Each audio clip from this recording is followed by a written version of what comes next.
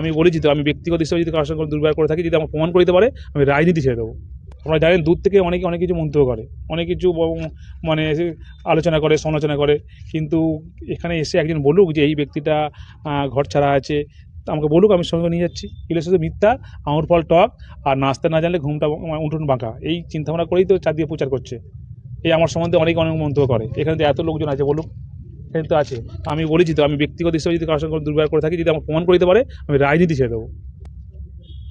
আমি রাজনীতি করতে এসেছি সোশ্যাল ওয়ার্কটাকে মাথায় নিয়ে, সামাজিকতাটা মাথায় নিয়ে করি, কিন্তু আমার সম্বন্ধে যেটা হয়, বাজারে পরিচিত হয়ে আমি ফার্স্ট হচ্ছি, আমি রেজাল্ট ভালো দিচ্ছি, এখানে বিরোধীর কোনো জায়গা নেই, বিরোধী শূন্য। সেই জায়গায় থেকে তারা যখন নিজেরা পারছে না, তাদের দলের কাছে যখন নিজেরা ছোটো হয়ে যেতে হচ্ছে, এবং তাদের দলের কাছে বলার কোনো প্রশ্ন হচ্ছে না, যা প্রশ্ন করতে পারছে না, উত্তর দিতে পারছে না, তখন কী হচ্ছে, আমার সম্বন্ধে মিথ্যা কথা উত্তোলন করে আমাকে ছোটো করে নিজেরা বড় হওয়ার চেষ্টা করছে। কিন্তু খেলার মাঠে তো আপনারা জানেন, খেলার মাঠে যে খেলতে ঠিক খেলবে, কিন্তু ওরা আজকের এখানটায় একটা ওদের সংগঠন তৈরি করতে পারছে না, একটা কর্মী তৈরি করতে পারছে না, বুথে একটা সংগঠন নেই, কোনো মানুষের উপকার করে না, কোনো উন্নয়ন করে না। আপনাদের একটা কথা বলি, 2021 সালে যে আমাদের প্রার্থী হয়েছিল বিজেপির, ভারতীয় জনতা পার্টির বিধান রায়, বিধান পারুই, দেখবেন সে 2021-এর কাউন্টিংয়ের দিন থেকে আজকের দিন পর্যন্ত 5 বছর হয়ে গেল, এখনও ফল তার মাটিতে আসেনি। কেন আসেনি?